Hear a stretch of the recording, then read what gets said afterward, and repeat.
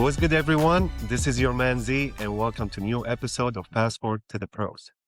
Today episode is a little bit extra special, not only because my guest today is an NBA champion and NBA All-American, and not only because he's a living legend and he's one of the best people in the game who've seen the game in multiple aspects and angles. And not only he's a great personality, it's way more than that. He's one of my favorite mentors, a person who opened too many doors for me and changed my life. And I learn so much from him every time I sit down with him. I would like to welcome the legend, Kevin Grevey. How are you, sir? Oh, well, wonderful. Thank you. That's really a heartfelt introduction. Thank you very much. Oh my God, you're the original KG. So I'm so blessed to have you today.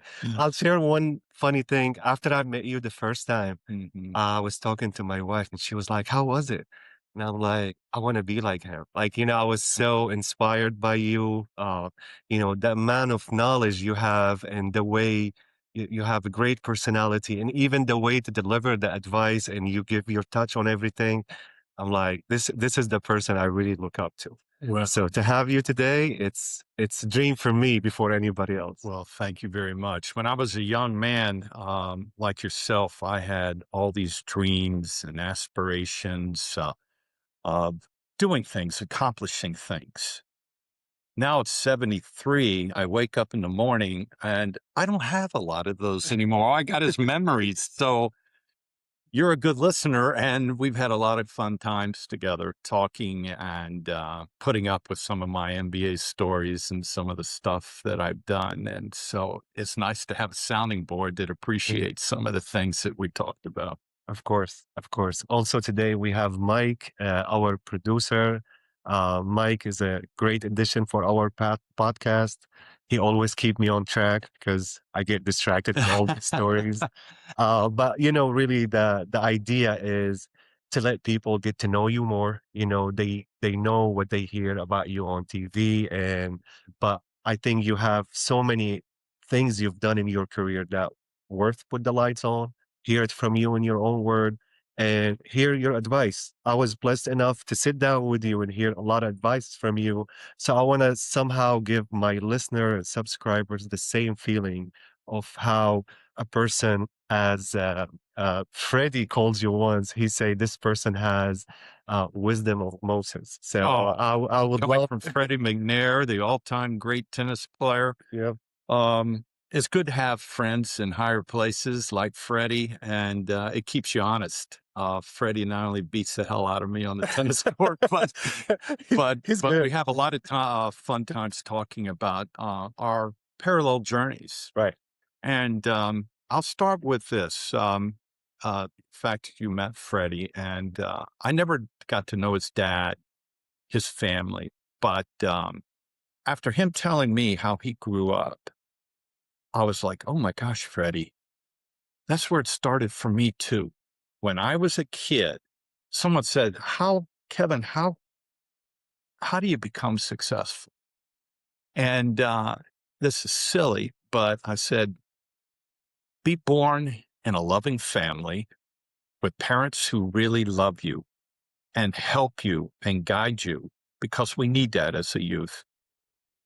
And growing up in a community like Hamilton, Ohio, where I grew up. No one knows where Hamilton is. It's near Cincinnati, but it's kind of a rural area. And the community was so connected to the youth. We had all these youth sports. We had so many opportunities. And I'm not talking about like white privilege. I'm talking about a privilege to have a loving family and people in the community that were there to keep you on the straight line. And if you had something that you wanted to do you felt important, they were not going to shut you down. They would help you. Support you. And that's where I had all the great coaching and I had great friends. One of the most important things that I tell youth is to surround yourself with people who have the same ilk, who have goals, who want to do well in school, who want to be a part of the community, know right from wrong. And, we have to learn that as we grow up. Hell, I made a lot of mistakes, but I had to come home and own up to it and take the punishment and learn from my mistakes. And so growing up, the way I was able to grow up and is the gift that I had that helped lay the foundation for whatever I was going to do after that. My brothers, sisters, friends, all had goals and did well. And yes, we all had our traumas, but if there was ever a blessing, it was the way I grew up. Yeah. That's awesome. That's awesome. Um, a lot of people question their family situation. Like, I don't like my family. The family, I believe, is always the right foundation for you, and they are the best choice for you. You were born in this family for a reason. I feel like God put you in this family, to grow up in a certain way that would reflect later on your career. And I'm glad to hear this from you. With that being said, how did you get into basketball? Did you love basketball all the time since you were a kid, or Well, that's a good question. I love sports. Growing up in that environment where I grew up, we had the Cincinnati Reds, we had the Cincinnati Royals, which was one of the original NBA franchises. We had Ohio State, Dayton, Cincinnati, Miami of Ohio, Louisville, Kentucky, Xavier, all these great schools. My dad became an attorney, but he grew up in Hamilton, Ohio, in a loving family. And my grandparents were right down the street. And if I wanted to get an escape from mom and dad and my brother, sister, I'd go see my I just walk up the down the street. street? I mean, How crazy is that? it was such a great, gift to have that. And so that uh, reason that I took up basketball was because really my dad, he was a big influence on me. And the other thing was my dad was very competitive, and my mom was too. They competed, and back then women really didn't play a lot of sports. My mother was a tomboy. She says, Kevin got all the gifts from me, not his dad. And my mom was right in some ways because I hated to lose. And I learned that from my mom. I learned all the fundamentals of sports, how to pitch a baseball, how to, make a serve in tennis, how to swing a golf club. I mean, we were just an average family when I was growing up. My dad was still in law school when I was born, and didn't start practicing law until I was like 4 or 5. And we grew up in like a 3-bedroom house. My mom, before she passed away, one of the best days I had with my mom, she was senior living, and we drove. She said I snuck her out. It was during COVID, and my brother's a doctor, and I said, we got to get mom out of there. He said, well, I'll tell you what, Kevin, I'll write a prescription. The only way she can get out of there is that she's got to have a doctor's appointment. And I said, well, I'm going to pick her up. Give me the prescription. I took it to the administrator of the senior living, and I got mom out. I mean, they had hazmat uniforms and everything. I'd have to talk through a window to talk to my mom, who was, like 85. So I said, Mom, I'm getting you out. It was like, what was one flew over the cuckoo's nest. We escaped. And my mom was so happy. And I said, Mom, this is all made up, this doctor's appointment. She said, yeah, but, let's go do something.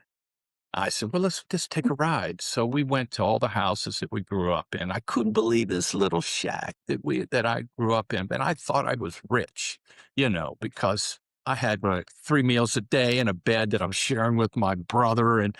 But it was fun. It was a wonderful ride that we took. We went to our different homes. Then we went to Oxford, Ohio, had breakfast. And then she loved root beer floats. We went to the A&W root beer stand, and we're just talking and, about our family. And I should have known then my mom was pretty much saying goodbye. It's hard to talk about that. But what a great memory, that will last me for a lifetime. That day I spent with mom before she passed away. And, we went back to one of the houses where my dad put up a basketball court when I was like 8 years old.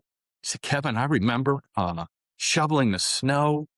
And I said, and my mom said, have you seen the movie Forrest Gump? And I said, yes, Mom, I love that movie. She said, Kevin, you were the original Forrest Gump. Think about it. For all the sports you played, Kevin, you don't know how good you were. The postman would come by and say, who is that little kid throwing that baseball like 80 miles an hour? I was like 9 years old and hitting the ball, and said, oh, that's my son. She says, and he's always in the backyard bouncing the ball. I was, but that's where the dream started. I felt like I can do this. And we had a gentleman in our hometown who was friends with my mom and dad.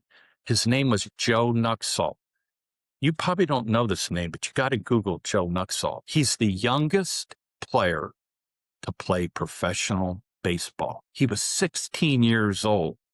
Junior high school, the Cincinnati Reds signed him, and he pitched. Wow. At 16 years old. And that was mom and dad's friends, Joe and Don Nuxall, in my hometown. So he played a 22-year baseball career for the Cincinnati Reds.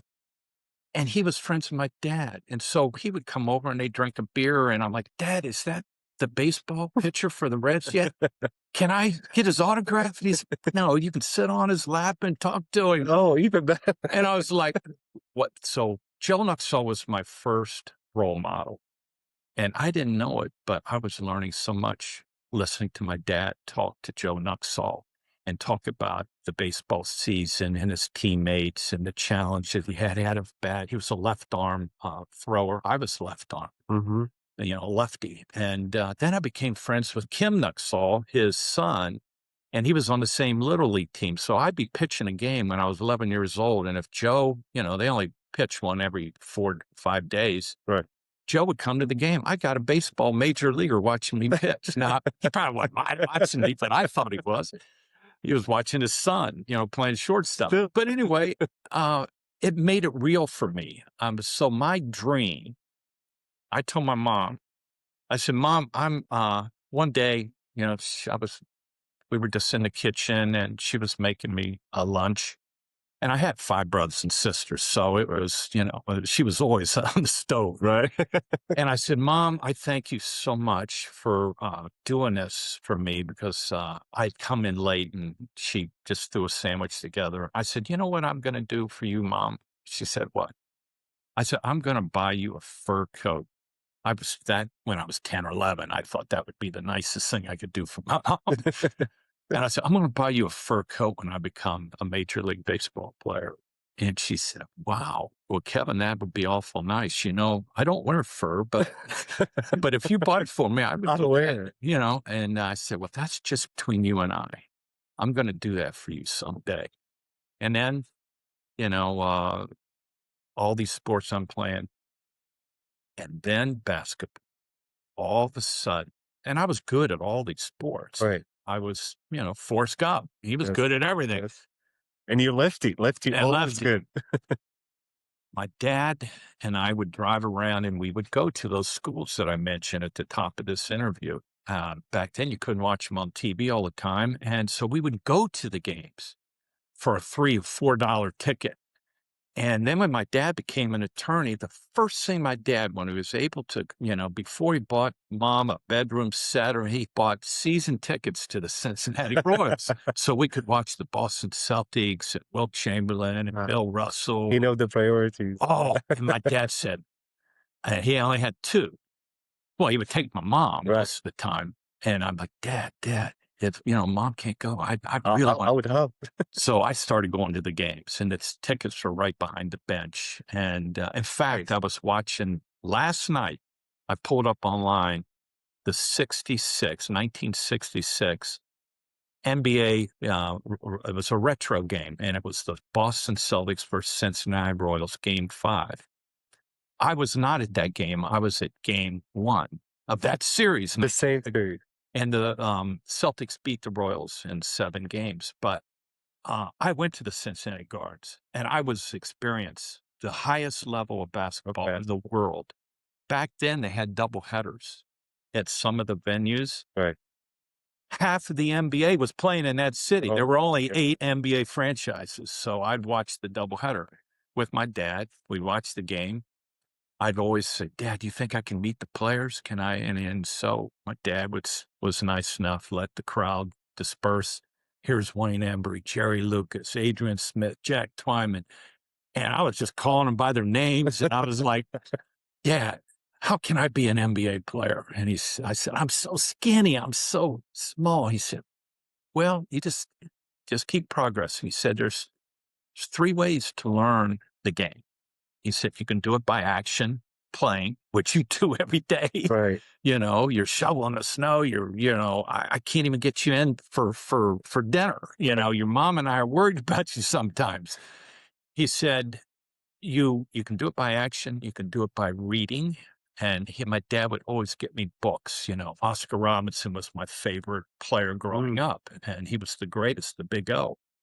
He was from Cincinnati, Wow. and here I am watching him play and then reading about him. And it's just filling me with joy to get to know these players. And then it's um, it's reading about them. It's the action, and then it's imitate, imitate those moves that you see. I said, "How do I do that, Dad?" And he said, "Well, let's talk about it." And so we would go to a college game, and he said, "What'd you think of that player from Miami of Ohio that had 28 points? How did he score? What did he do, Kevin? It was so special." I said, "Well, Daddy, I think he had like 5 layups." "Yes, he knew how to attack the basket, body control, Mm, using both hands." He said, "You got to get better with your right hand." And so he's kind of coaching me, filling me with that stuff. amazing. So I was getting such great tutorship. And if you look at some of the great players that have played the game, whatever sport, it usually has to be a coach, a mentor, a brother, Right. a father. And I had that in my dad. And so I was very, very lucky. And I told my dad so many times before he passed away, "Dad, I've never played. Couldn't have done this without you." You know, Wow. that breaks my heart. But that's how it all started. Wow. That's beautiful. That's beautiful. Can I ask, so when did you realize that you were good enough to make this your career? Was that in Mhm. high school, college? And one thing why I like to try and think about for our audience is a lot of them are asking themselves the same question. Yeah. Am I good enough? Yeah. And we really want to try and give them the hard truth, Yeah. like when do you realize it, and should you believe that feeling? Um, that's a loaded, great question. And I knew you were going to ask that question. And the simplest way I can say that is that how do you put dreams into real reality? And I was a dreamer. And when I would practice, I would dream about the next level. And when I was 10, I was dreaming about playing on a high school team. I was in high school dreaming about maybe going to a big time Division I program. And those dreams were just stepping stones to the success, the ultimate playing in the NBA. I told my mom I was going to be a professional baseball player. So I had that dream when I was very young. And when did I realize I was always the best player in the neighborhood, the best player on my team?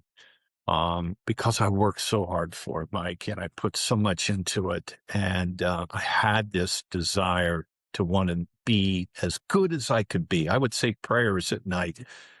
"Please, dear Lord," it was a simple little prayer. "Help me uh, protect my mom and dad, my brothers and sisters. Help me do better in school." Because I was, like Forrest Gump, wasn't a great student. I wasn't either. But I always would finish and help me do well in sports. Sports were so important to me, okay?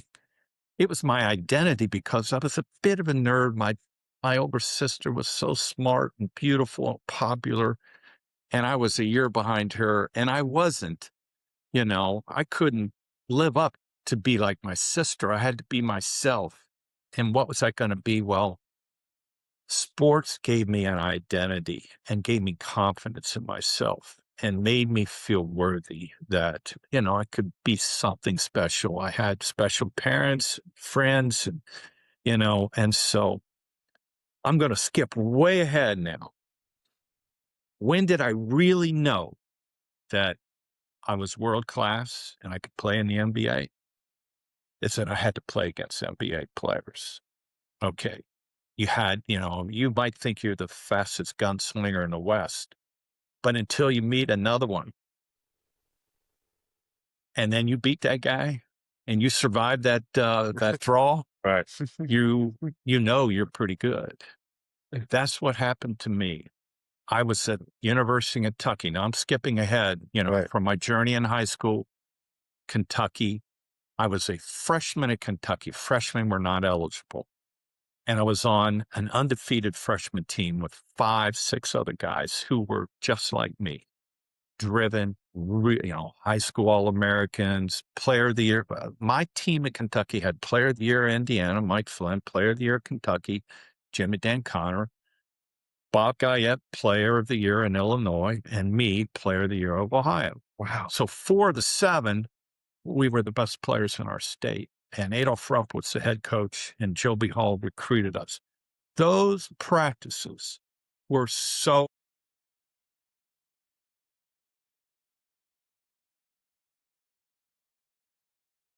all wanted to be the best team we could be. We were close knit, even though we're bloodying one another in practice. When practice was over, we would eat dinners together and talk about winning an NBA or a NCAA championship. What do we got to do? What's our area we got to improve on? And then that summer after my freshman year, I went to the Rupp Bissell Pratt basketball camp as a counselor to counsel these other kids. And at night we would play. So that was a 3-week camp. And it was in Louisville, Kentucky. The Kentucky Colonels play in the ABA in Louisville. They came to our camp at night and played against the counselors. Holy shit. I'm going to go against Dan Issel, Artis Gilmore, Louis Dampier, the all-time leading scorer in ABA history, Roy Skinner. All these great players came into that gym at night. They had referees. Of course, Coach Rupp set it up. Right. Because he got his Kentucky boys as counselors. He wants to see how they do against the best in the world. Right. And the ABA was big time. It was a big Dr. thing, yeah. J and Right. all these, Moses Malone, all these great players. So the first time I took the court that night after camp was like a Tuesday night. And I called my mom and dad. I said, Dad, Mom, you might want to come to Louisville. The counselors are playing the pros.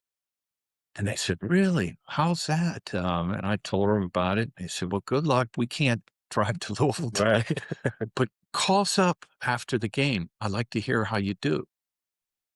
That was showtime for me, man. Here I got an opportunity to see how good I really am.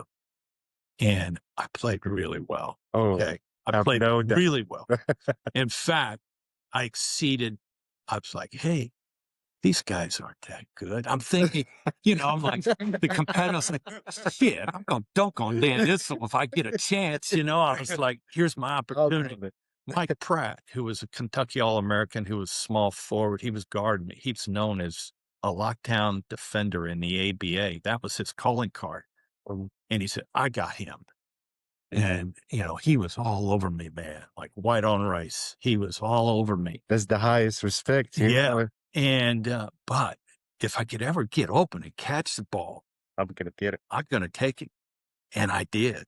And I made my pep moves. I had a step back jumper and I was strong for my age. I was as strong as Mike Pratt, but God, he was good. All right. He made me pay on the other end a few times, but I had, they kept score and I had like 30 points in this game. Yeah.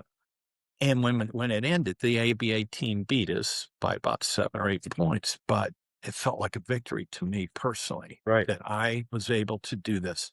I ran to the payphone back then. The kids don't know what a payphone is. And I was so shaken with joy, and I'm putting in the quarters, and I down my home phone. I said, Dad, you aren't going to believe this. I played against these ABA guys, and I did really well. And I said, I know I did well because they all came up to me and said, hey, man, you really got serious game. And when you hear that from a competitor who is also at the top, I'm like, Dad, I'm going to play it professionally. I know I'm going to do it. He said, Kev, calm down. He said, let me come to one of those games. When y'all playing again? I said, well, they're coming Friday. And my dad saw it. He brought my grandfather with him, and they watched me, and I still was at that level. And that's when I knew, Mike, I was going to be an NBA player. Wow. Yeah. But I was lucky to have that opportunity to play against them. Right. At that age. And so then my next year, I'm SEC Player of the Year. I'm on that track. I became All-American Kentucky. And I did something that, have you ever needed a mulligan in life? Like you said something to somebody, to a girl, a date, and you were like, so stupid. Why did I say that? And I'd like to have a mulligan. There was a mulligan, one I wish I could have used, but it was after my sophomore year. And now I'm really thinking goals here. I know I can play in the ABA because I could play with those Kentucky Colonels who won an ABA championship that year. I could start on the ABA right now, but that's not the NBA. It's the ABA. It's the area. And I went to my athletic director after my sophomore year. The season ended. School's about a week left of school, and we had a really good sophomore year. We went to the regional final, lost to Indiana, Bobby Knight's team. So we didn't get to the Final Four, win a championship, but I went in, and you know who my athletic director was at Kentucky? One of the greatest all-time Kentucky players, NBA player, Cliff Hagan. Cliff Hagan was the athletic director. Cliff was the most popular. He could have run for governor in Kentucky. A good-looking man, strong. He was a center for the St. Louis Hawks with Bob Pettit. He won an NBA championship. He was up there, but he was kind of icy, and he wasn't real approachable like my coaches were. So I knocked on the door, and I never really personally had a chance to talk to him. And I said, his secretary answered, I said, can I speak to Mr. Hagan? And she said, well, yeah, Kevin, he's on the phone. I'll tell him you're here. So Cliff, in his kind of icy way, hello, Kevin, what brings you in today?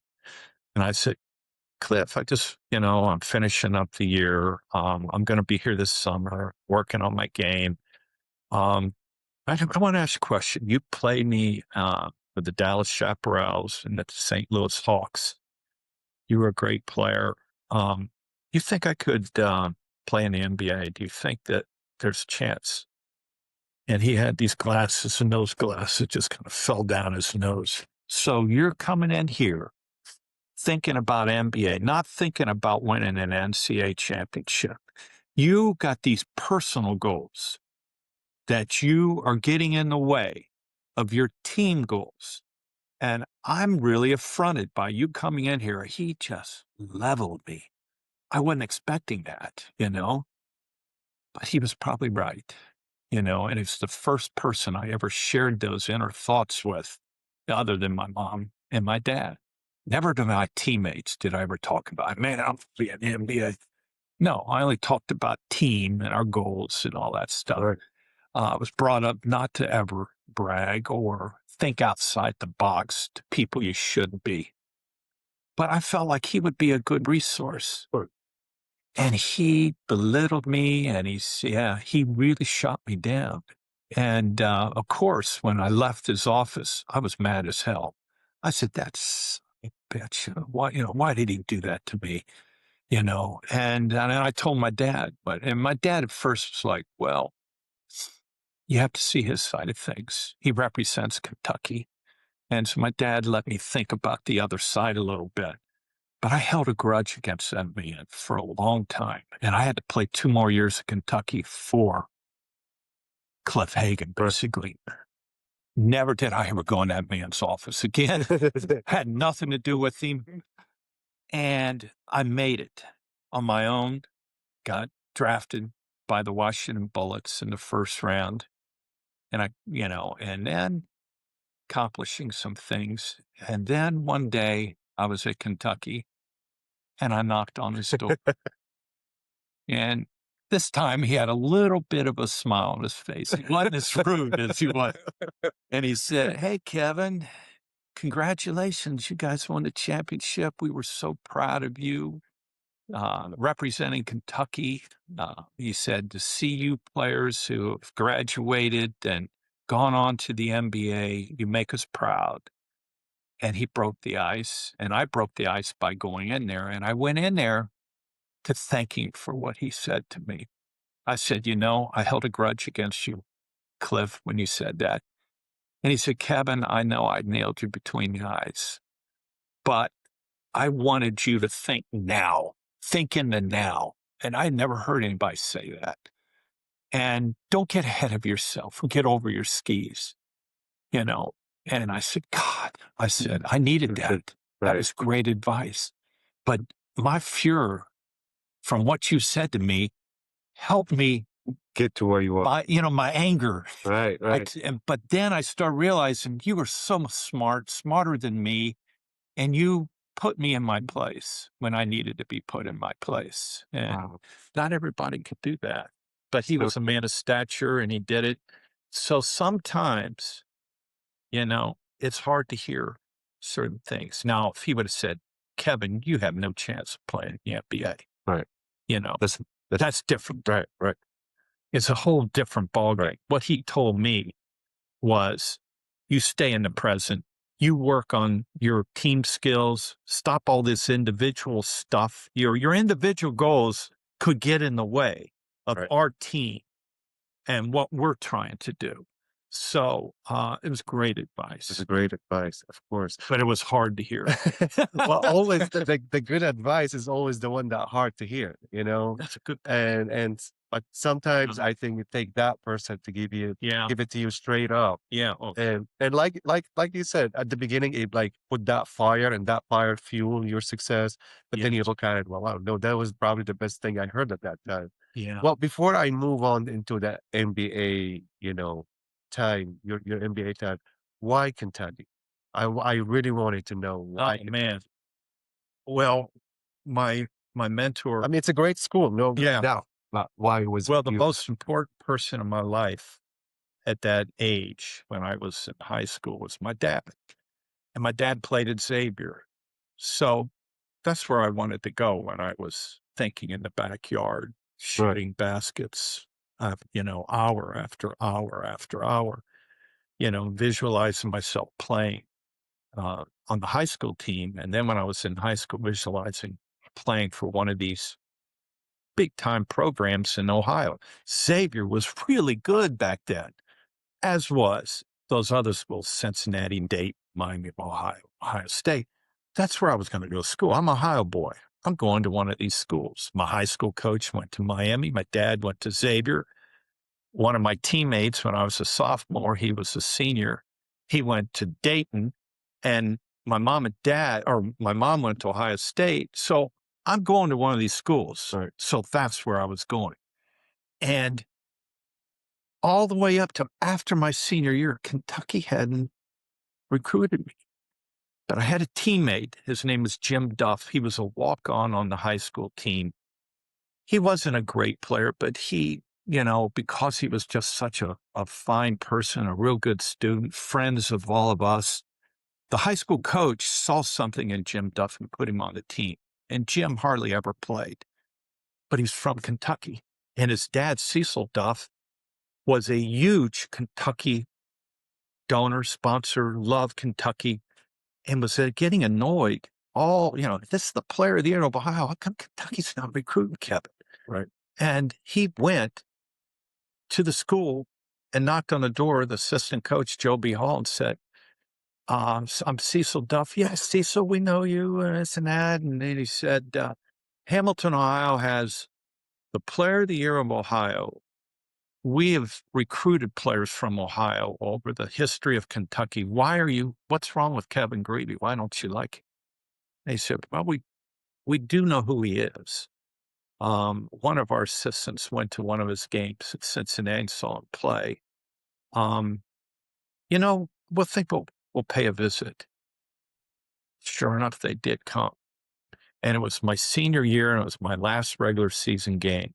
And Jim Duff said, Kentucky's coming to watch you play. And he shouldn't have told me, because those things, you don't worry about what's happening. And the whole town shuts down in Hamilton when we played. And we had a pretty big arena. It was like 3,500, which is pretty big.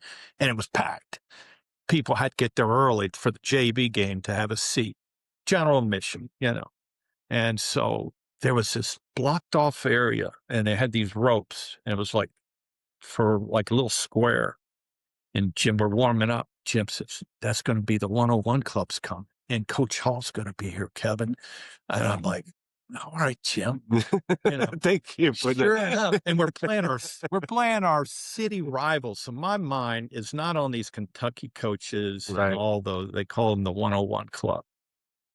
All of a sudden, they all come in with their blue blazers and they march in, and we're warming up, and I see them.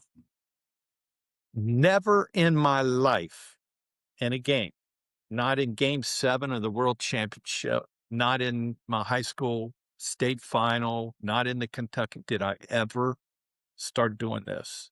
Wow. I got nervous.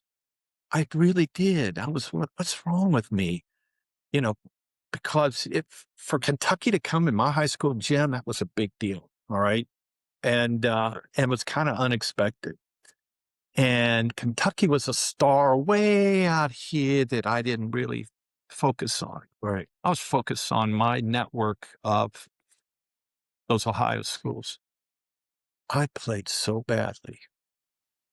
No. I remember it like it was yesterday. I had 8 points at halftime. I was averaging 32 in my senior year in high school when I had 8 points, and we're down about 8 points against our city rival Garfield. And I came off the court. I was just really angry with myself. Why do I feel this way? Why can't I put these extra things going on and not focusing on at hand? It's the first time I ever got out of the now. And my dad met me going at lunch. He said, Kevin, what's wrong? I said, oh, Dad, leave me alone. What's wrong? You're not yourself. You're turning the ball over. You're making mistakes. You're missing all your shots. Are you okay? And I said, Dad, I think it's the Kentucky crew. And he said, well, you don't have to worry about it. They all left. I said, they left? He said, they're not here. They all just left. I think there's a few remaining. He said, go out and play like you can in the second half. So I was so mad at myself. I blew it. Kentucky saw me at my worst. I came out and then I played angry. I just took it out on Garfield. And I had 30 points in the second half. But none of the Kentucky's coaches saw it.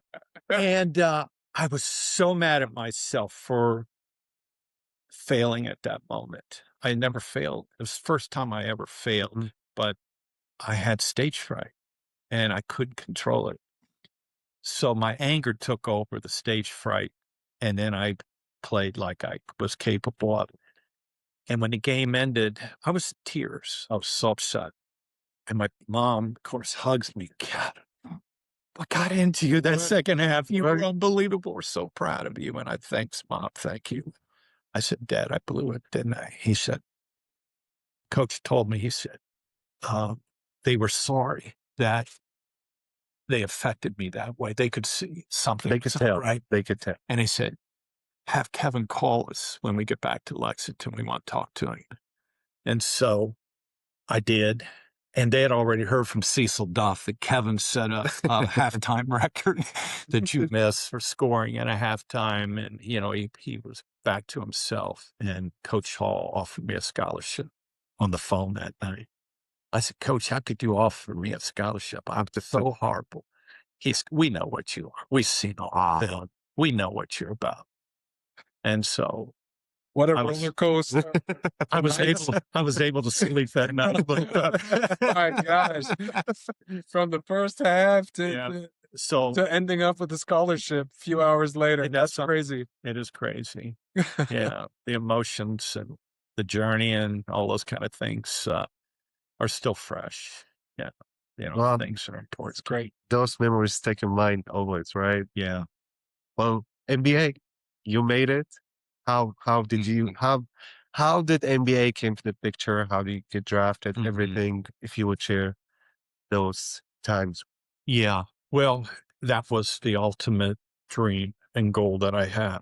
And to achieve being drafted was the reward really for all the toil that I had, even though I loved practice. I loved the play. I hear people say, well, I play 8 hours a day. It's how you practice. I learned how to practice the right way. Okay.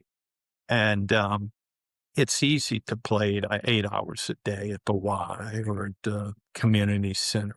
You know what's hard is to work on your deficiencies and to put hours and toil on learning how to develop your other hand. I used to play in summer games, and I would only play with my right hand to get better with my right hand. I'd shoot with my right hand.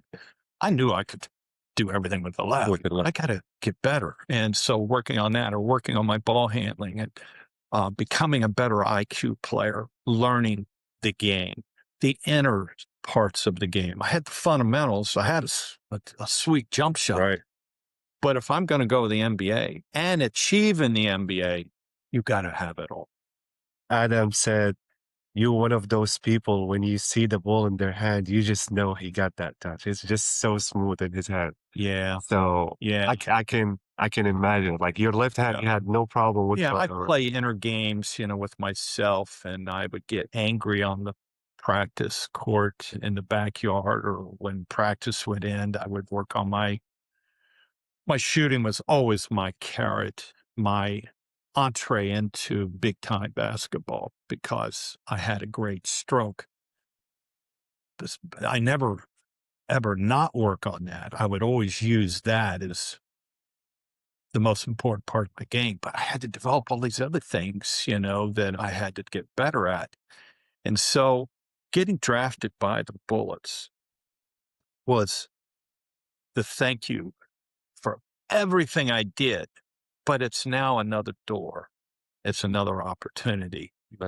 And I did not want to fail. And the failure was not in the equation.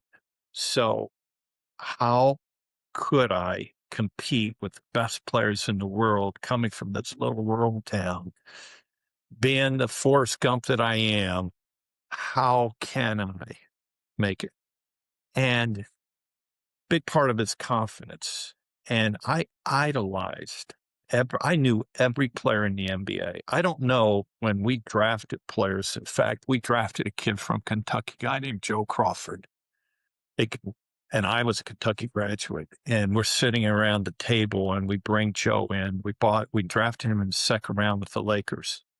And Joe comes in to meet the Laker brass, met Dr. Buss, Mitch Kupchak, Ronnie Lester, and then all the scouts. And when Mitch was introduced to me, he said, "Oh, this is Kevin Grevey. You must know Kevin, Kentucky. Kevin saw you play a lot." And Joe Crawford said, "No, I'm sorry, I don't know who you are." And then Mitch was, "Oh, wait a second. You play Rupp Arena. His jersey's up there. Did you ever look up there and look at all the All-Americans?" He said, "Well, not really." I was like, damn, and I'm like, but I don't care. I don't have an ego. I said, well, Joe, let me ask you a question. How many All-Americans played at Kentucky? And Joe was not an All-American. He said, there was a lot of them. I said, there were 28. And there are, 21 jerseys up there. Can you name one? And he had a hard time. And he said, well, let me think. Kenny Skywalker. Yeah, that's one. Skywalker. Goose Gibbons. I said, yeah, good. That's two. Couldn't come up with another one. That blew me away. How could that happen in Kentucky? Right. Well, that's when Bill Gillespie was there. They weren't really embellishing the history, but it really was an indictment on the player. Today's player did not have the same understanding of the history of the game. Right. I think it's important. History helps you translate to what is now. Of course. All these people before you. And so me going to the Royals game when I was 10 years old, I knew every player in the NBA. I knew every player. I knew what their wives' names were. I knew how many kids they had. I knew everything about them because I was reading about them. I wanted to know as much as I could about the NBA. It was easy because there were only 8 teams and there were only 10 guys on a team. It didn't take that long to learn who they were. It's amazing. And I've heard those stories so many times when Patrick Ewing had his team at the Garden. Did you hear this story? Patrick Ewing, somehow Georgetown, they didn't have a good run when Patrick was there, his 4 years. Somehow they're in the championship at the Big East tournament playing, I don't know, Syracuse or somebody. And they went to the arena early to warm up. This is like 4 games and 4 nights. And they just went to shoot around. And one of the guys on his team who he is coaching, they said, the people came down and they just gave Patrick a hug. It's so great you're in the championship here at Madison Square Garden where you played, where your jersey is. And one of the players on his team said, Patrick, you played for the New York Knicks? Oh my God. Oh my God. Patrick was like, yes. And you used to play for the Georgetown Hoyas. You ain't playing tonight, boy. And that's a true story. I don't know who that knucklehead was on his team. There's no way. But and the same thing Shaq was telling. We were at a dinner and Shaq stood up, and it was during training camp. Kobe would stand up and Rick Fox and Robert Horry, and they would stay and talk about just what's on their mind, share a story. And Shaq stood up and said, I met one of the greatest players that ever played in the NBA. He's the only player who also got in the NBA as a coach. He was a 8-time All-Star, and he played before we did. Any of you guys know who that is? Nobody could. I couldn't even come up with it. I'm like, who in the hell did Shaq meet this time? And it was, oh God, the greatest player that ever played for Seattle at the time, Lenny Wilkes. Lenny Wilkes, if he walked into an arena, you would never see that guy ever play. It's kind of like Steve Nash, kind of, you wouldn't expect this guy's. And that's happened to me when I'm scouting. I'm watching players warm up, and I'm looking at the roster, and I'm like, who is that little white guy? He's like 6 foot tall. He's All-American at Oregon? But who is that guy? And then I get on the phone. I said, do I get this right? And he said, wait till the game starts. This dude is something else, Kevin. Sure enough, he shows up. And these are great players for the Lakers that didn't know who Lenny Wilkens was, and it kind of made me sad. Is that a forgotten thing? And so when I would scout players, that is important to me, that they know, like if you're going to become uh, whatever trade it might be that you are going to go into, wouldn't you think you'd want to be like really good and be, the best in your field? If it's a doctor or if it's a school teacher or a coach, Right. if you want to be a good high school coach, wouldn't you want to learn from all the others and go to coaches' clinics and know who that coaches are in your area and who is the greatest coach in this town, and maybe go have breakfast with him and talk about, what did you do? How did you run your practices? You learn from others. And that's how I learn from the environment I grew up in, the others. And that's a big part of basketball IQ, is knowing the history. And so Joe Crawford, who we drafted, didn't play one game for the Lakers. He went to the G League. Yeah, he just didn't I have could tell, right? He didn't have it. He didn't have it in his heart, his soul, his mind. He was a good talent. But he didn't. You got to be a sponge. And he wasn't. And so the great players that play in the NBA, I guarantee they know They know everything. everybody on every roster. They're watching college Right. games when they have an opportunity. They know the draft. They're involved. Right. That's part of greatness. Right. I mean, I'm a Kobe fan, and I've heard so many times Kobe mention names like probably I would never hear of one, but he was like, you got to study those people from if you want it bad enough, if you want to be someone, you got to look up for great examples. So you have someone to look up to. So Yeah. sadly, that's not the case now. Yeah. For me. Which is that's a question I want to ask you later about your take on today's game and how players approach the game nowadays.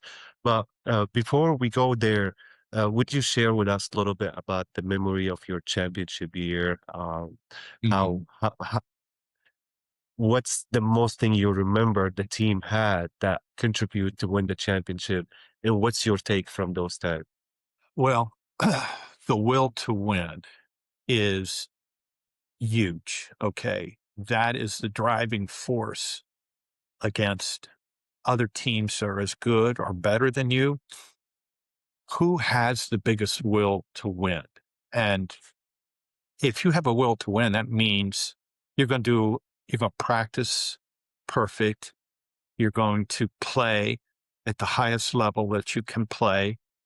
And you're, one of the big mistakes teams and players make is, as important as execution on the floor is execution off the floor, talking about the team, thinking of how you can make the team better. It'd be analyze your play. I don't need a coach to tell me, Kevin, you got backdoored twice. You let the guy go over the rebound. You didn't check out. You turned the ball over at a really crucial time. I don't need a coach to tell me that, because I know it, because I replayed the game. How could I do better? And how could our team do better? And we had 12 guys who all were committed to do everything we could to be the best we could that year. I had no idea what I was getting into when I got drafted by the Bulls. These dudes were dogs, okay? Wes Unseld, Elvin Hayes, um, Bobby D. Bobby D was the Kawhi Leonard of today's game, all right? Elvin Hayes, he was like Duncan, maybe, power forward. Duncan doesn't want to call himself a center. He's a forward. Elvin didn't. Elvin was our tallest player, 6'10", 6'11", but he was a forward and had the best turnaround jumper the game ever had at that time. So we had Wes Unseld, who was a force of nature, okay, and sacrificed more for the team than anybody. That's a front line. Those three guys are Hall of Fame. And now I'm the starting guard. I'd replaced Phil Chenier, who was probably the most talented player, inch for inch, that ever wore a Washington Bullet uniform. All right. his jump shot, he would elevate. You couldn't even get a hand in his face. He shot at the apex of his jump shot. I was like, how do you guard somebody that can just jump over you that high with the sweetest jumper? Phil was such a great player, but he hurt his back and he couldn't play. And that's when the coach pulled me aside and said, you're our backup. Now you're going to be our starter. He said, don't try to imitate Phil Chenier. You be yourself. You be who you are. And he said, I got your back. I'll help you every way I can. But he said, Kevin, you're playing with great players. You let the game come to you. You're going to be very important to our team. We need you to fill that spot. Well, man, that's all the coach had to tell me. He fed me exactly what I needed. And I told the coach, I'm not going to let you down, coach. I was ready for the moment. This is my third year in the NBA, and it was nut cutting time. If you don't make it, you're out of the league, maybe, or you're certainly. And so I had the opportunity. Everything prepared me for that moment. I had a really average rookie year because I'm with all these veterans. Right. They were tough, man. And they were older. I wasn't real close to my teammates my rookie year. I was more idolized than them. Right. And when I would play, I'd get in the game. Where's Elvin? Where's Wes? Right. Where's Phil Chenier? Right.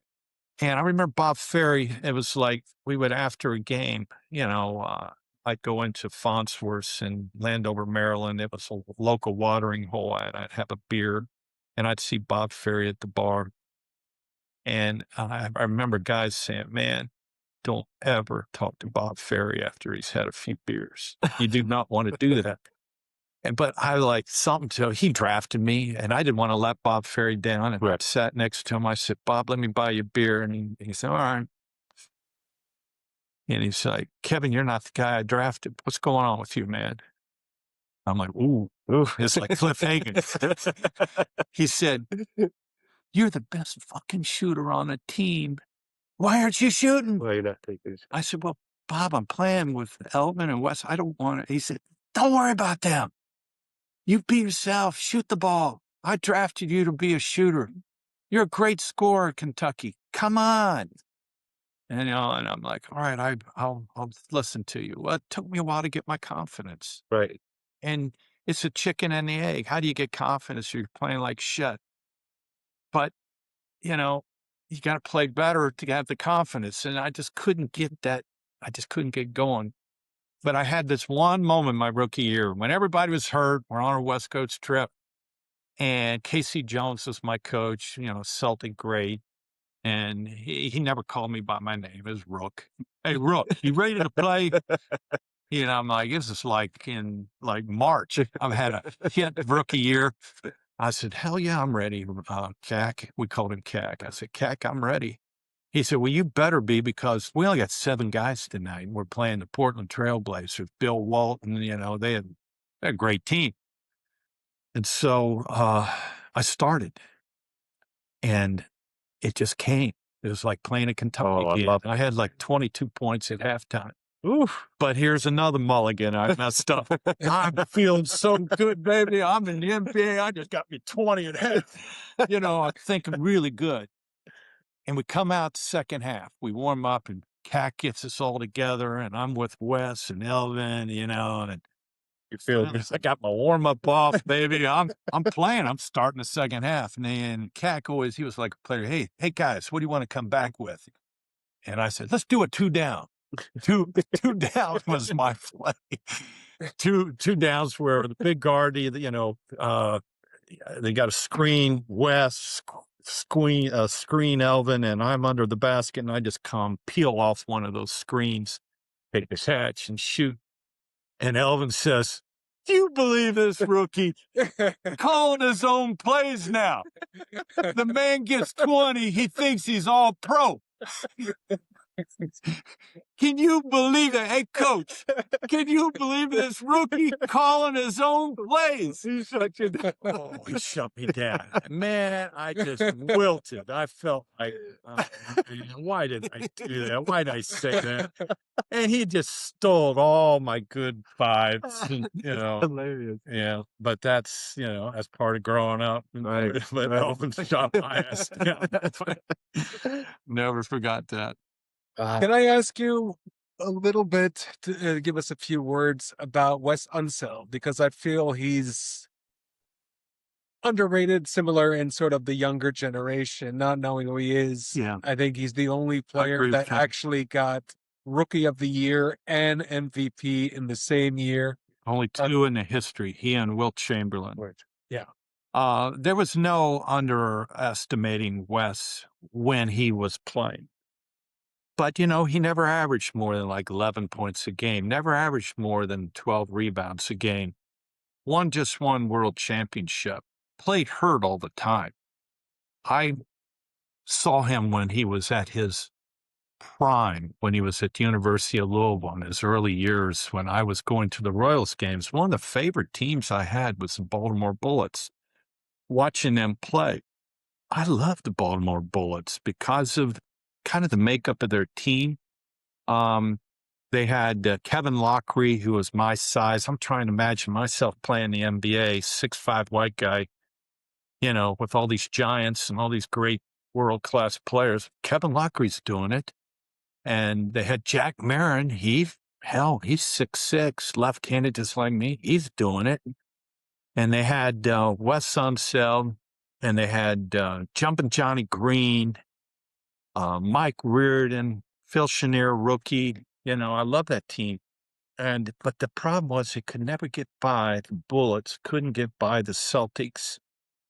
They couldn't get by the Knicks. So they were like third best in their conference, which ain't bad.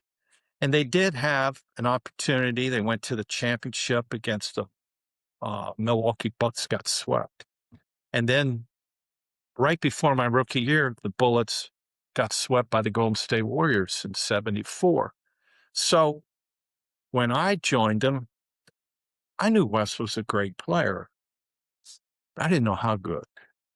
And man, on the court, that ball, his passes, his vision, his ability to rebound as an undersized 6'6" center against 7-footers was unbelievable. All his work was done before the shot would go up. He would always make sure he would push that center another 3 feet away from the basket. Then when the shot went up, he had room to rebound. He didn't let that big man overpower him. Nobody could overpower Wes. And the biggest thing about Wes, yes, his basketball IQ was off the charts. He was a great leader, a great captain. He was such a great teammate, and he made everybody better. The greatest player, I could never make everybody on my team better. I just didn't have the wherewithal. I wasn't that force on the floor like Kobe could make everybody better. Michael Jordan could. Bill Walton could. Dr. J could. They had true greatness because of their skill, their leadership, and all those intangibles that I just didn't have. I could only be as good as I was. Wes Unseld made us all so much better. His screens, his rebounds, his outlet passes, his basketball coming in. He knew what everything was happening on the floor, who had the advantage, who had a mismatch. I'll give you an example. Every time we played the Detroit Pistons, they were pretty good. It was Isaiah, it was Arroyo. It was before the bad boys, right before, on the cusp. And we would play, and they had John Long, who was a University of Detroit guy, Terry Tyler, 2 Detroit guys. You know who the coach was of the University of Detroit? Dick Vitale. He was a coach of the University of Detroit. And then became the Pistons head coach. Wow. Dick Vitale. So my first time I ever met Dick Vitale was on the other side of the bench. I hated that one-eyed son of a bitch. I didn't like him. And these guys were pretty good, the Pistons. And they had this outlaw Johnny Long. He hated me. And every time I play against the Pistons, I only got maybe 4 fights, and 3 of them were with John Long. No And so, way. yeah, John Long was, we ended up breaking bread later on in life, and Right. John is, I see him at some alumni functions. We laugh at the way we behaved. Right. But John, that was the way he played, and he was kind of a tough guy. And he was always doing dirty stuff, grabbing my jersey, tripping me, fouling me, punching me in the stomach, and I'm fighting back. And next thing you know, we get into a fight. So before the game, said, "Hey, Grevey, what is the thing with you and John Long? Why are you getting, you never get ejected from games. You always, Fighting. we need you on the floor. What's going on?" And I said, "That's that damn John Long. He just rubs me the wrong way." He said, "Well, let's loosen him up a little bit." And so he said, "When things get chippy before it gets out of hand, I want to know about it." So, man, I got the biggest force of nature. Wes Unseld's got my back. What a great teammate. Right. So, sure enough, things got chippy in the first quarter, and John Long, flagrant foul. I didn't retaliate. And so Wes said, "Okay, let's run the get play. Kevin, I want you to run full speed. After you enter the ball forward, I'm going to set a back screen on John Long, and I'm going to nail his ass." I said, "Okay." You like the sound of it? I said, "Okay, let's run it." And so it was within the team moment. And so I bring the ball up the floor. Out comes our forward. I enter the pass, and I sprinted right down the middle of the lane.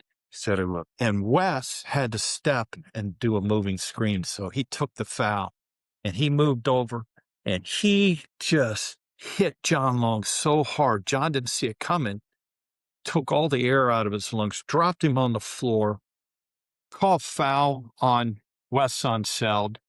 Now it's a dead ball. We go to the huddles.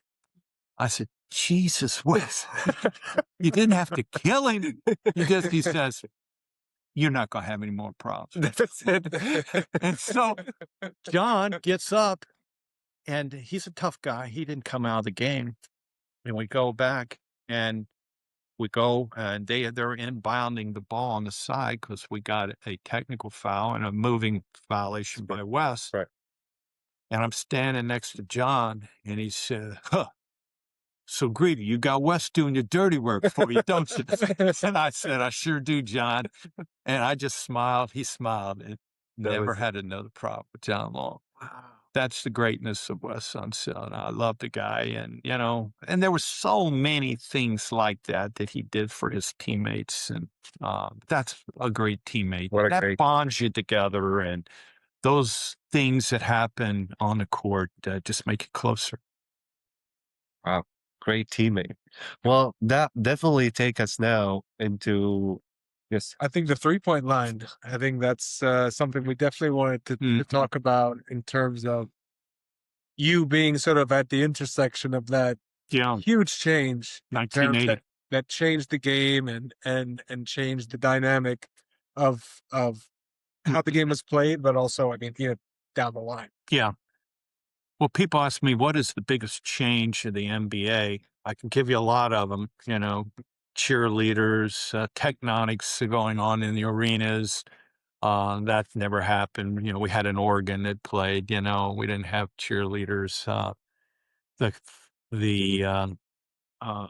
way they call the game now, no hand checking, the spacing of the game, all those things are big changes in the way the game is faster. There's more scoring. It's a lot easier to score points in the NBA than back, an average, if a team, I think our championship year, I mean, man, we were a great defensive team, great rebounding team, a great transition team. We barely cracked 100 points a game. All right. The best teams in the NBA today are scoring 120, 125. Right. So it was harder to score back then. It was a more physical game. It was a tougher game. You had to have the body to play in the NBA. I remember the coach, she said, "Well, what position?" I heard the coach talking. He said, he said, "Whatever position you can guard is the position you can play." You got to be able to guard in the NBA or you can't play. I'm like, woo, I better tighten up my defense. You can't have any weaknesses. But the biggest change in the NBA is the three-point shot. What it did, it just opened up the court. Three is better than two. I went to Kentucky. I'm not the, smartest guy, but three better than two. Analytics comes into play. And they started charting games, and just about every NBA team now runs the high pick and roll, flare at the corners, open up that court. When I played for the Milwaukee Bucks, Don Nelson was the first coach that I played with. The NBA started three-point shot in 1980. It wasn't groundbreaking news that summer when the competition committee decided to do the three-point shot. In fact, most of the NBA coaches didn't like it. So the ABA folds. We bring in 4 teams. Next thing you know, we're going to be playing with a red, white, and blue ball. And they got that stupid circus shot, the three-point shot. The game's going to hell in the handbasket. I heard coaches talk like that. My own coach, Dick Mata, we had training camp. Never once did we ever talk about the three-point shot. We didn't even have the line in training camp. Right. And when I did play my first game, not every NBA arena had a three-point line. They've had tape that they put out there. It was removable tape for the three-point shot. And the measurements were off. It was like so haphazard. It was unbelievable. But that was right in my wheelhouse. I was they called me the Kentucky long rifle for a reason. I like, spread the court, shoot that long, deep shot. And we had the Grevey rule my first year of the three-point shot.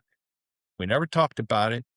First game, first chance I had, caught the ball, I shot a three-point shot and made it. In fact, everybody in the arena thought it was the first three-point shot made in NBA history. And the writer for the Washington Post, Steve Hershey, Kevin, you got a record that'll never be broken. You made first three-point shot. And I said, well, I didn't intend to. I wasn't thinking that. It was just right there. I didn't know that you made the first three-point NBA shot. I think so, but the NBA gives Chris Ford, because their game started half hour before us, and Chris Ford made one in the second quarter. Ours started at 8:00, but you made it. I made it in the first quarter. It's yours. They didn't have timelines like they do now. Right. And in fact, Trivial Pursuit, when I'm in Trivial Pursuit, Kevin Grevey made the first three-point shot. It was written up for like 3 or 4 years in the media guide, Kevin Grevey, but then somehow Chris Ford steps in and gets it. I don't care. We don't take that. No, I don't care. But I made the first one in bullet history, and I know that. And wow. So, I was one of the league leaders in three-point percentage and three-point attempts, but I was only attempting like 1 a game, 2 a game. It's just, and so Dick Mata said, nobody on this team's going to shoot a three-pointer. That's a bad shot. He was real like 3 yards in a cloud of dust. We're going to pound that ball to Elvin and Wes and Bobby D. We're not going to be taking a bunch of wild, deep shots.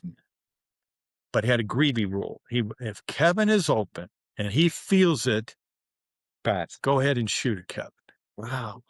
But I don't want any other knuckleheads going out there shooting three-point shots. Certainly none of our big guys are stretching the floor. Right. So anyway, I lived by the Grevey rule for about 3 or 4 years.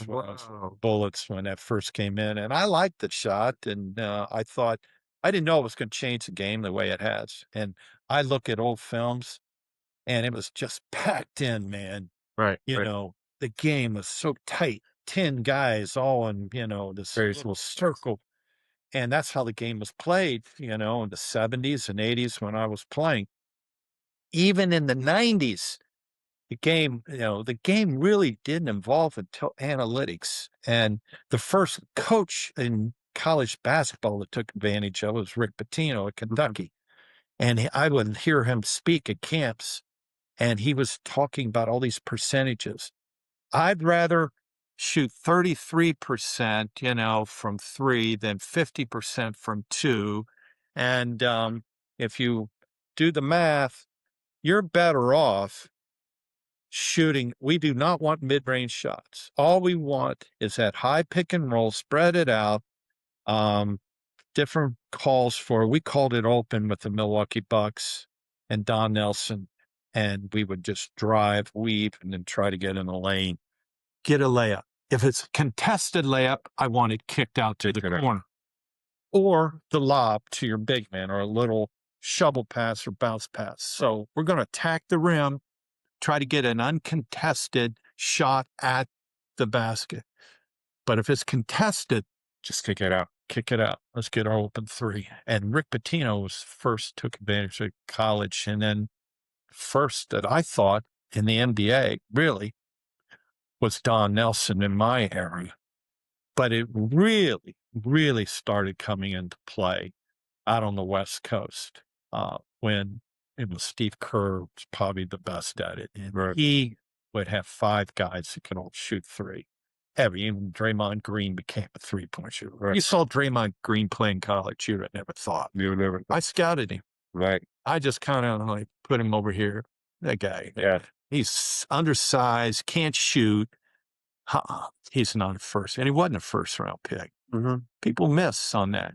What you didn't realize is the dog in him and how the NBA was evolving, Right. and how you needed a big guy that can pass. That can pass. That's so true. And so the last thing I'll say about that and how it changed the game 3-point shot, it's made everybody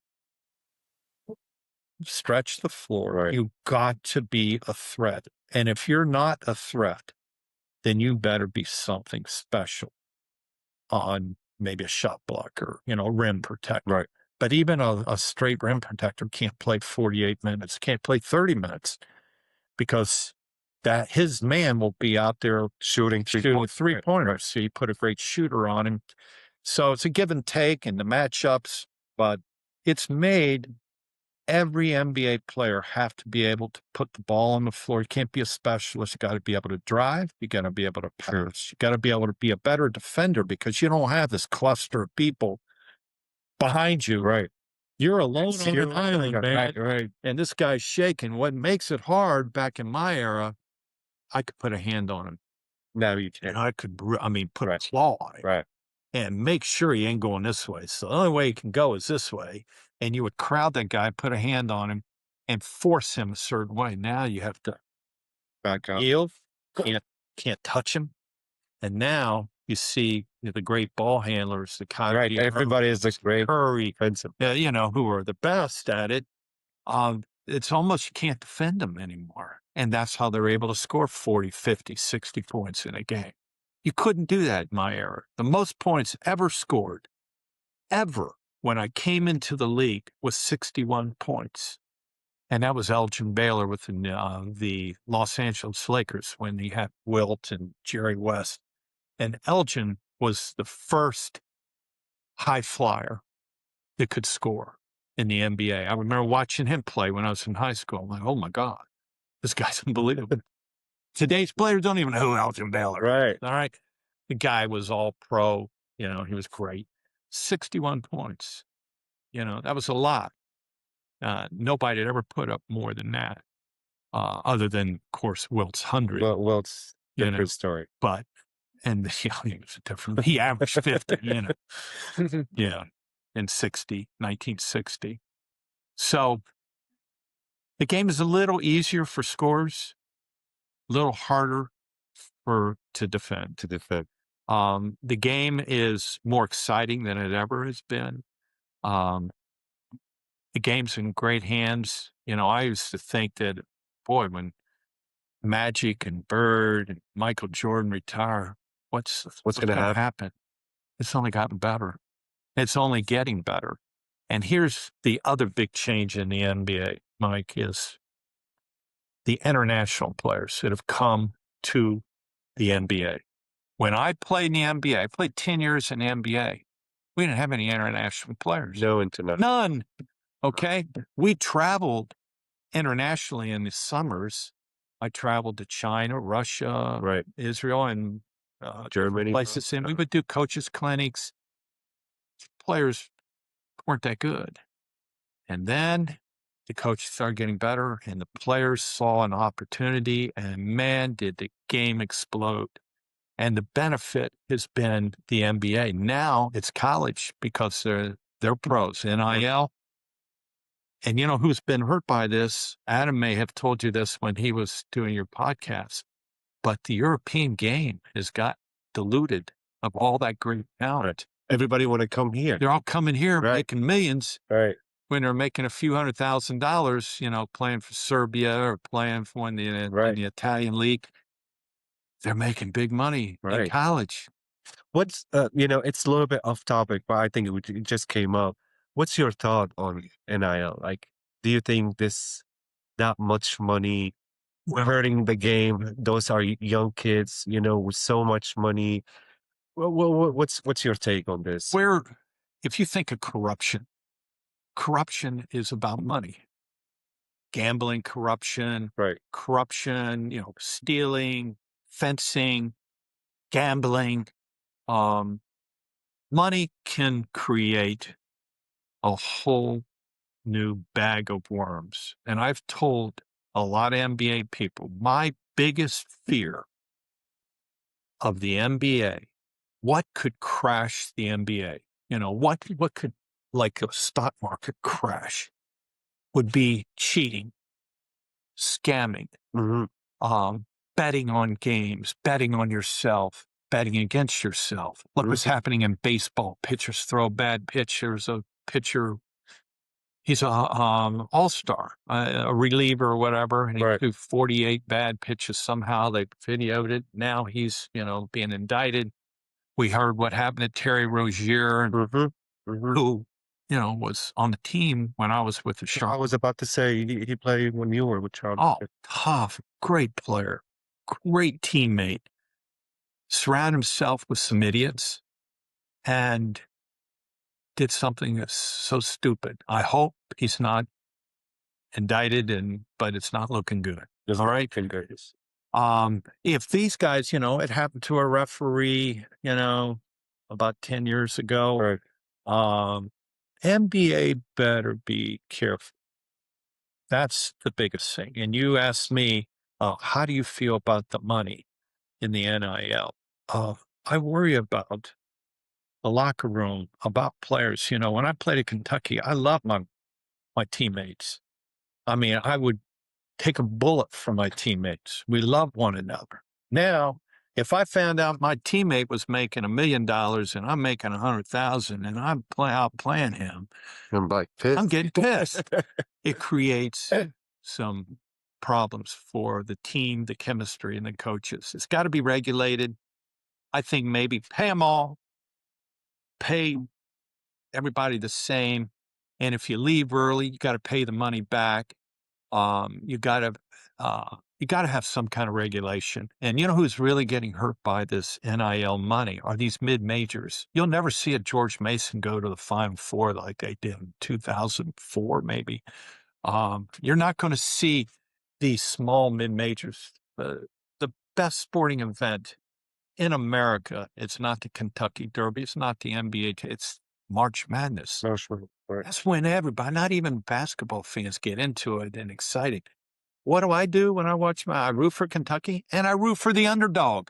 I want to see one of these young, upstart, unheard of programs make a march through the end tournament. Unfortunately, we're not going to see that because if they were any good they will go where the money is. They're going to take that money and they're going to go one of the big 5 schools. So it's going to hurt the NCAA tournament. It's going to hurt the mid-majors. The NIL is the reason for that. However, it's bringing European players here. It's a college game. It's making rosters full of international players. They're pretty damn good. These international players will do anything. Very coachable. Oh my God, yes. Anything you want. I loved if there's an international player, American player, and they're equal, and we're talking about it, room. I want that international player because he's going to be grateful. And he's been brought up the right way to play the right way. He's not an AAU protege getting shoe contracts when he's 12 years old. Right. And, it's got the, this weird thing about him, Right. Right. that I'm entitled. And, Right. I want that guy in Foxhole that grew up learning how to do it the right way. I mean, even for me, in my journey, back in the days was one of my weaknesses, or that really against my dream, which is coming to NBA, that I'm an international player that nobody wanted back in the days. And then after, it was one of Yeah. the quality that everybody wanted me That's because right. I'm an international player and I'm an international, player development coach. Why? Because the history tells those people making those decisions that international player has a better chance to be a good teammate, a better chance to be coachable, a better chance not to do something stupid off the court. He's not going to be carrying a gun in under his car. He's not going to be out till 4 a.m. They come hungry. The history of that international player is a little better than the history of these AAU era that we're in. Now, that's a big generalization I'm making here because Right. so many break that mold and are amazing. Didn't have the wherewithal in an environment that I grew up in that had a difficult task and grew up in crime-infested area and found their way out and are hungry and will do the right thing, and I admire those kind of players who can do that. But it's different ways to get there. The bottom line is, got to have a dream first. You got to believe in yourself. Got to have confidence. It takes a village. It needs people to help you stay on track. Takes a little luck to be at the right place at the right time. I was at the right place when Phil Chenier got hurt to fill that role. And I won a championship. And, but I never, ever took it for granted. And you got to give thanks for everything that comes your way. Be hungry. And one of the biggest mistakes I think young players make, and we talked about a lot of ways that you can make mistakes and be successful, is you have to take advantage of those teammates around you and the coaches around you. You've got to communicate. You can't clam up. You've got to being a good teammate is also trying to help your teammate, right? I mean, if you give somebody a helping hand, they'll give you a helping hand, and it all works together. And apologize for a mistake and be accountable for everything that you do on and off the court. And players, I've found out players want to get better. Even though they're making a lot of money, they may be Hall of Fame heading that direction. They still want to get better. And how do you get better? Or you have to figure out, what is my best way of learning? How can I get better? How can I make team better? And the people that are smartest are the people in the front office, the coaches, the general managers. Have communication with them. Hey, where I got an exit interview, I want to know how I can make this team better. And you tell me, you think executives don't love to hear a player talk like that? Of course they do. And they're going to be honest. Remember the first thing I said to you, sometimes it's hard to be honest with a player, but I learned that you got to be. And you told me honesty is the best. Yeah, and that's the thing that a player needs to be. You got to be 360 degree. You just can't, it's not an individual sport like tennis or golf. It's team. And when the team gets better, it makes you better. Right. You have to remember, we all started doing this for fun, and we all started doing this because we love competition and we want to win. I never knew a great player that didn't want to win. Just never didn't exist in my world. Winning is very important. Got to learn to be a good humility, be humble, but you want to win.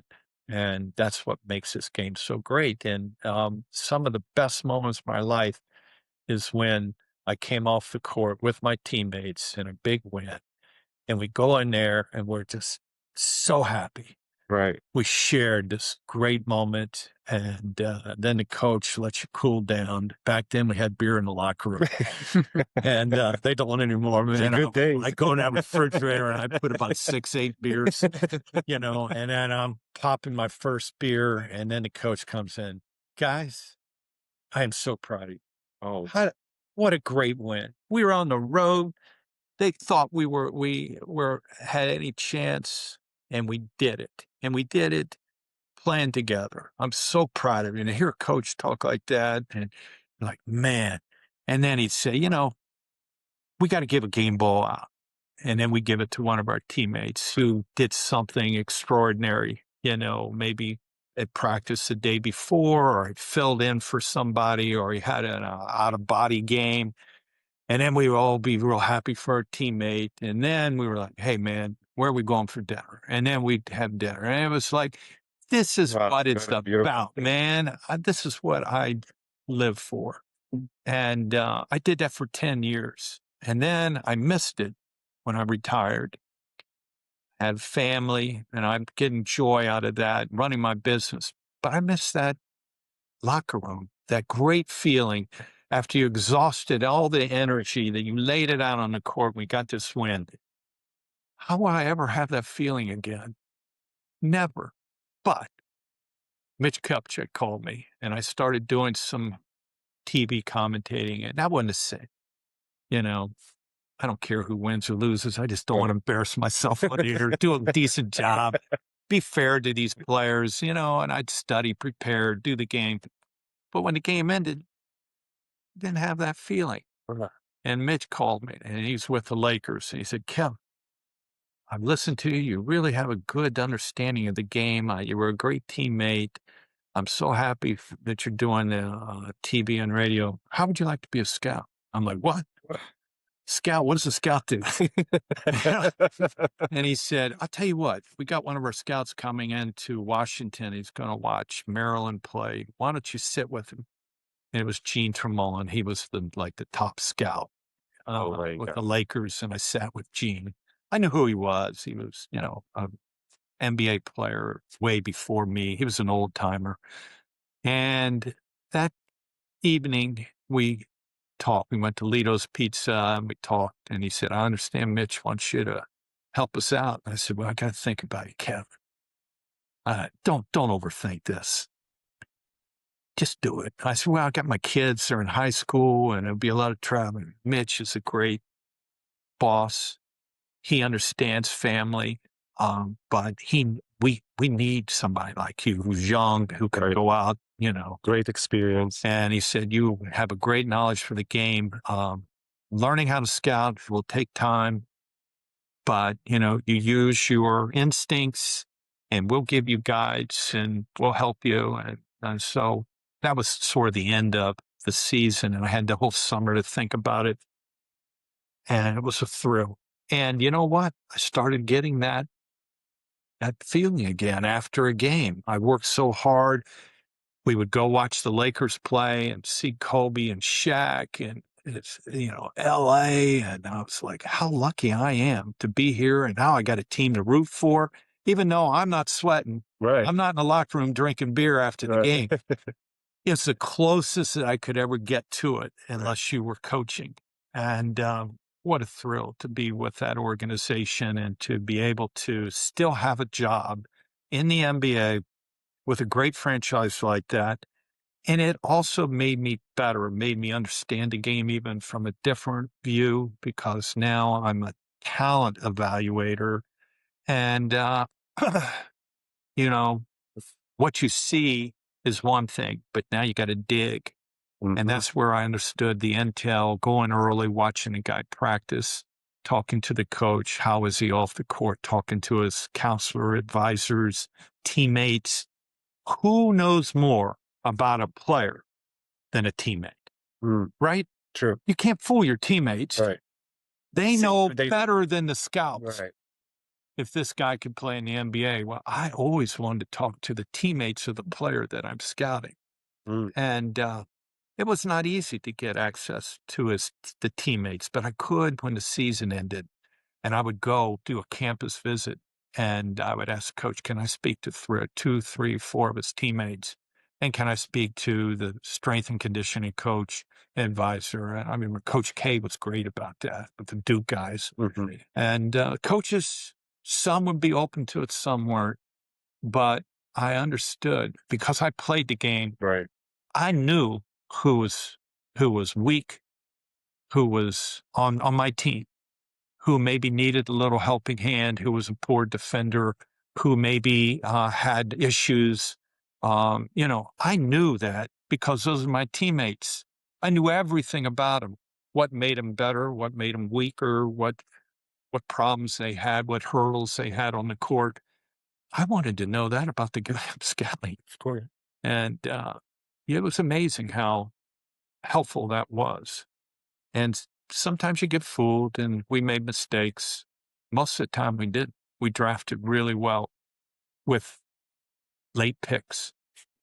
The Lakers, I was very proud of the job that we did those 20 years I was with them. And then building the Charlotte Hornets, I felt this is a different beast now. This is a Right. small market team. We can't make one mistake. True.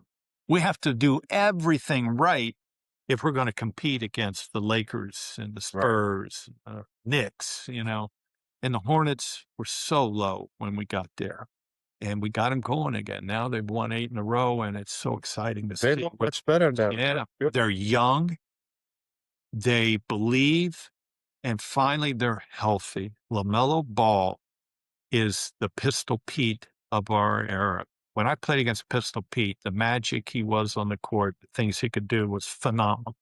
He would make you look silly. He would make great players just bow. Man, this guy, he was unbelievable. All right. That's LaMelo Ball has a little of that in him. And he's making everybody better. And that's great to see.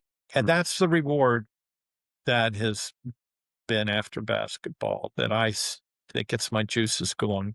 And it's one of the great things in my life. It's been able to have that journey, have the experience as a player, and then to be able to have that outlet as a scout. I've been very lucky to have. Who was that? I mean, I wanted to ask you, did you scout for Kobe and Shaq at that time? No. Or no. But who's the player? Shaq, yes. Okay. Yeah. Who's the player you scouted in your career and you were like, that's the best one. I know he's gonna be great, and he was great. Well, that's easy, LeBron James. Okay. And I had to get validation. Yeah. I mean, this is a man show. I'm like, and he's from Ohio. And my brothers were telling me about him when he was like in 8th grade. I said, Kevin, you aren't going to believe this young guy. He looks like he's 30 and he's in high school. It's unbelievable. This dude is incredible. And so, I went to McDonald's game and I saw him. And I saw him in the summer at these Nike camp, and I'm like, oh my God, this guy's good. And I remember, and here's another cool thing is because I'm with the Lakers, I'm a scout, I'm part of a group of people, okay? And Mitch, we went out to dinner, and I had to pinch my, there's Pat Riley, there's Paul Silas, Ernie Grunfeld, Mitch, there was another NBA Wayne Embry, and me. All right. And we're sitting there, and I said something.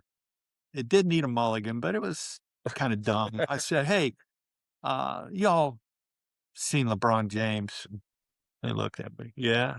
I said, is he really as good as he looks like he's going to be? And they're like, well, what more does this guy got to do, Greg? Yeah, to make you believe. He's only the combination of Oscar Robinson, our era, Magic Johnson, right.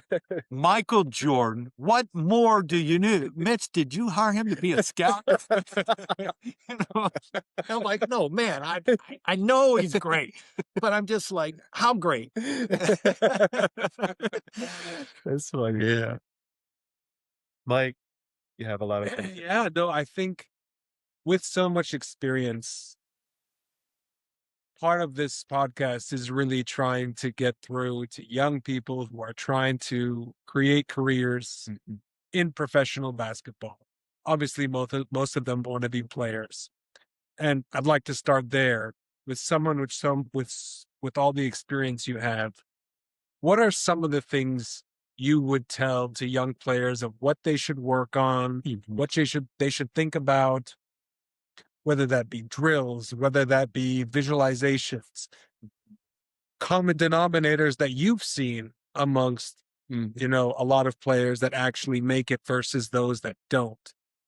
What sort of wisdom can you impart on them um, that you feel would be helpful? Another great question. I guess I first would say if it were my son, or if it was a friend's son, or a total stranger, my first message would be the same. I'd say, you know, I had that same passion and goal when I was your age. And you need to be, you can put a lot of focus on that thing that you were trying to achieve, but you really got to know what you're getting into. Injuries could sidestep it. Uh, you could, a lot of different factors in life. We don't have no control of some of those uh, things, some of the things that could happen. So you better be a well-rounded person. I would say play other sports until you really know that this is your goal. That's a young guy, 12-year-old or something. I think what made me a better basketball player is that I had great hand-eye because I pitched, catched, ping pong, tennis, golf, played every sport, football, and they all are different skill sets, and you're using different mechanics of your body. And it kind of molded me in to whatever. If I went into baseball, I think basketball would have helped my baseball. That was my first love. Right. So I would never discourage and tell somebody, look, man, you know what the chances of that happening are like 1 in a million. Well, maybe it's not that high, but I would never take that dream from them. Yeah. But I would also remind them it's a difficult task, and you got to learn to love the work, love the journey. The journey is what it's all about. It's not, if I never won a championship, it was still a great journey. The journey of becoming the best that you can be. And you got to know it's just not going out and, like I said earlier, just putting 8 hours out the court. It's doing all the things that can make you better. And now diet is so important. We never thought about diet when we were young, but your competition is. Your competition is thinking, your competition, all the other players that have that same dream that you have, you got to get an edge. You better sleep, eat, drink, read, study, work. You got to do it all if you really want to be the best that you can be and the best ultimately in the world. There's so many great players that had the same dream I had, that were better athletes, could run faster, jump higher, had credentials that were ridiculous, but they failed. They failed because they forgot what the journey's about. And it's about doing everything right. It's so unfortunate, but you could make one mistake, get in a car with some idiots or drunk, and you get injured or killed or kill somebody, your career's over. One mistake, doing something. And that's why I think surrounding yourself with the right people that help you along the way. I was blessed because I had a great family and brothers and sisters and friends and coaches and a community that valued one another. And so it was easier for me. That was my advantage. You got to understand that this is tough way to go, but you got to learn to love the toughness, love the hard work. And if I ever heard a player at a young age complain about practice, complain about having to run drills afterwards, oh man, I want to get out of here. I knew that guy wasn't in it for the long haul, you know. You got to want to do the extra.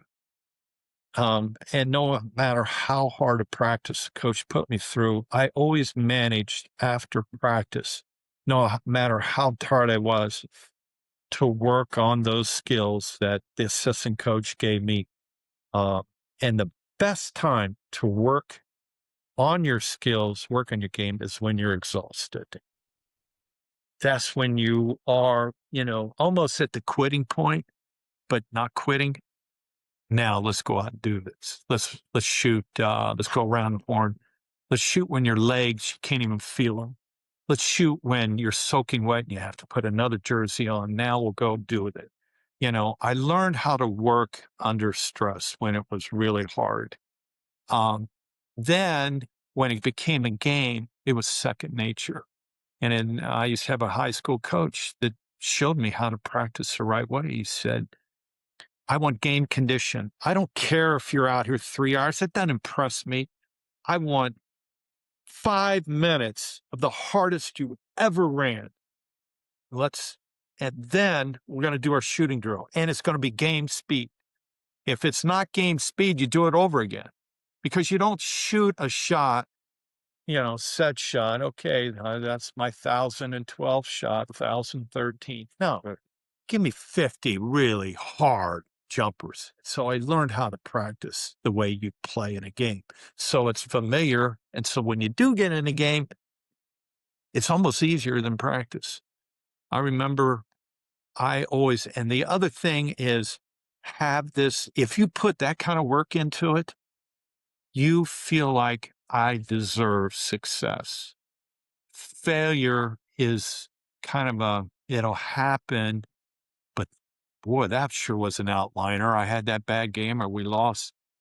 And when we were in a tough situation, I remember my coach at Kentucky, his practices were so hard. We had a running program, lifted weights, and then we would practice. And then he said, you think any other SEC schools are doing what we're doing? I'm like, I don't think so, coach. They probably fucking transfer. He said, when we get into those tough spots, we're going to deserve victory because nobody else is working harder.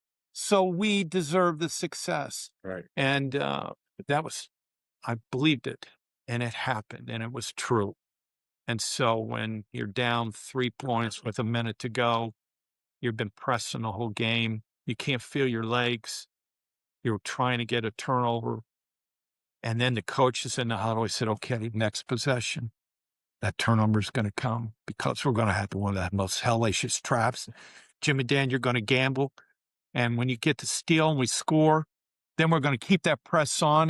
He's playing it out for us, whether he really believed it, but he's trying to get us to believe it. Right. It used to happen. And we would come in all like, man, coach called out, but he would not ever let us think we were going to lose, that we deserve this win. And that's competition. That's really, I gained so much strength from my teammates. It wasn't just even though individually there was lonely times. And Mike, I don't know if I answered your question right, but when I talk to a guy, I got to let him know this ain't no easy mode, man. You might just want to get an accounting degree and, play street ball until you're 30. That's easier than this path. But I don't think accountants after work at 6 o'clock have that unbelievable feeling of victory. That's what I really was playing for. I couldn't wait for a big win and then celebrate with my teammates. That's what fed the energy to do what I was doing. and there's nothing to replace. Yeah, I had that when my kids were born. It was pretty damn happy and exciting. And, when you have success in business, it's a great feeling with your staff to share good moments. But there's nothing like team sports, man. Yep.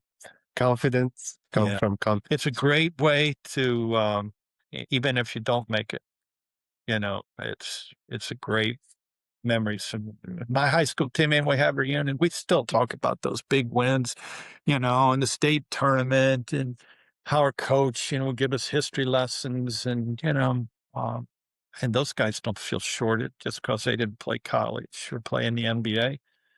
We were all together. They were happy for my success, and but it's wonderful. It's part of who I am, man. It's my DNA. And we love who you are. And we love who you Well, are. thank you so much. Well, like I said, if I want to go through everything you've been part of and you did, probably that will take us 3 days. Uh, I We have covered a lot, and we cover a lot. Hopefully, I'm dreaming of when uh, we have another episode, maybe down the road. And maybe some of our listeners and subscribers have questions. Maybe one day we'll sit Yeah. down and I have an idea. We'll just do. I love telling NBA stories, and most of them are about something stupid I did. I shared a couple of stupid things that I said. Um, I was Irish. I was tough.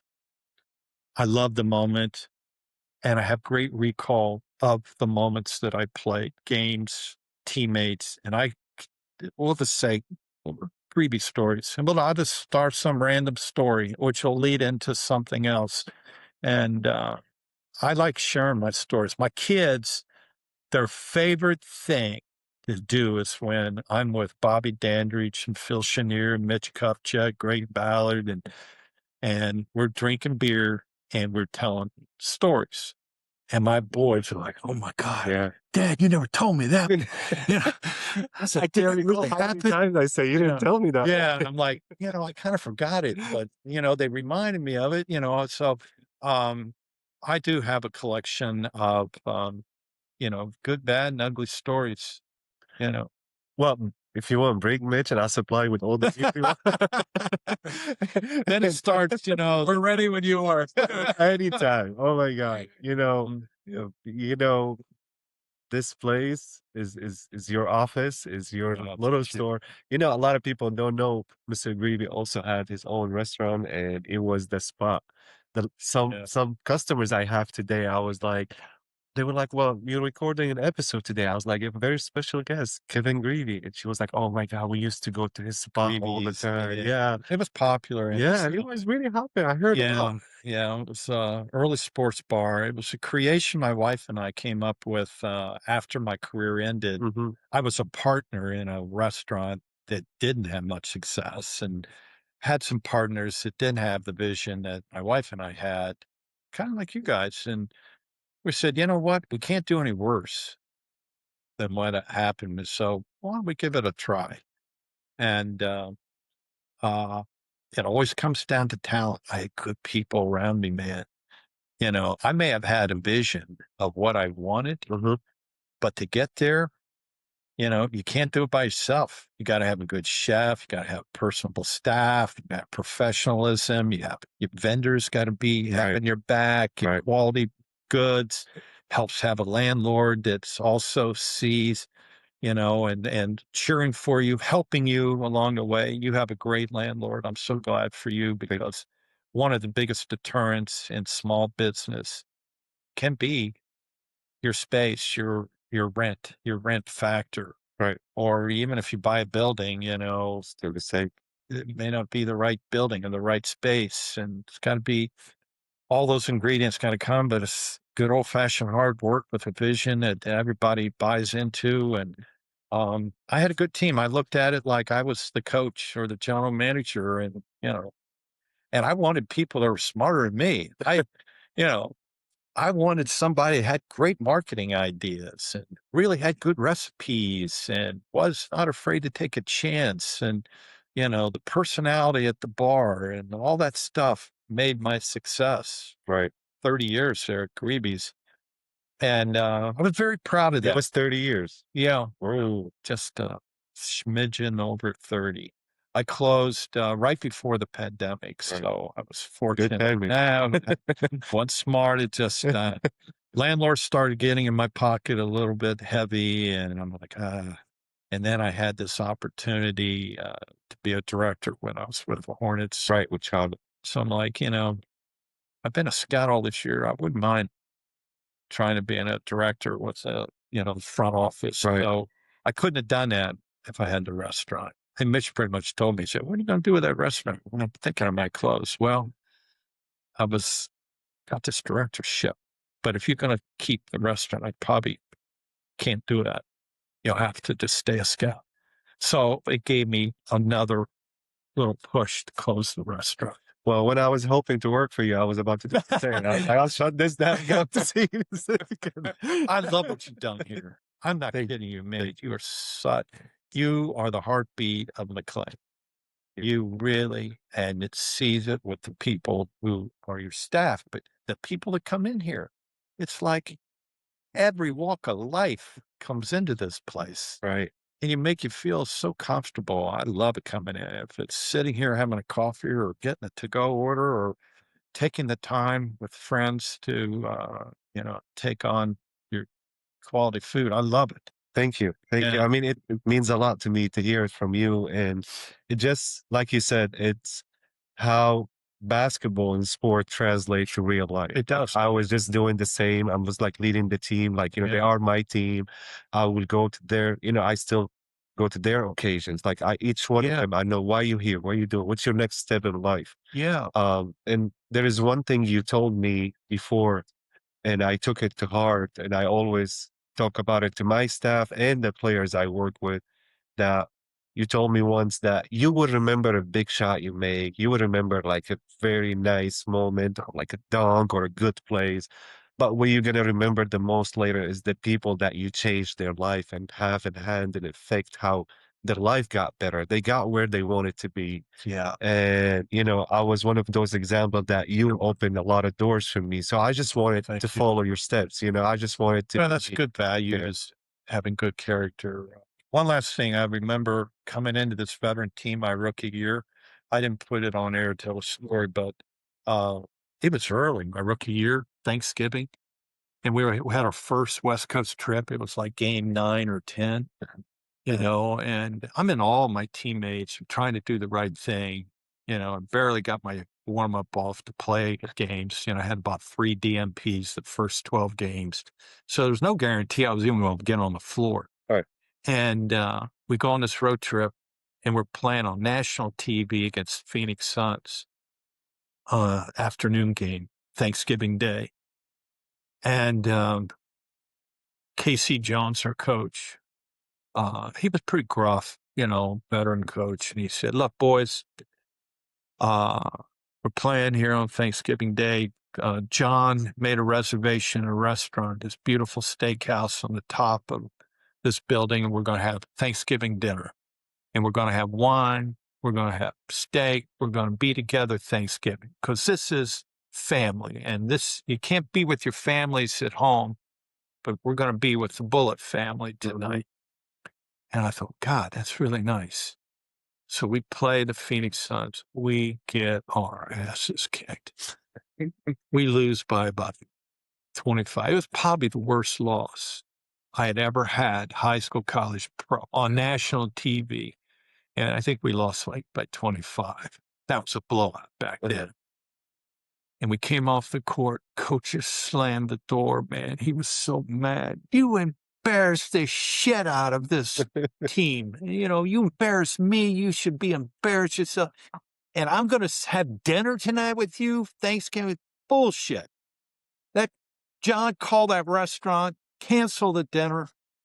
You guys, God damn it, I don't want to see you. We're not going to have practice tomorrow because I can't bear to look at you guys. Right. And you'll probably feel the same way about one another.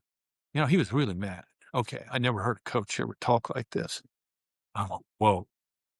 So we took a shower, we get back in our street clothes, we get on the bus, and I hear some of my teammates say, screw coach.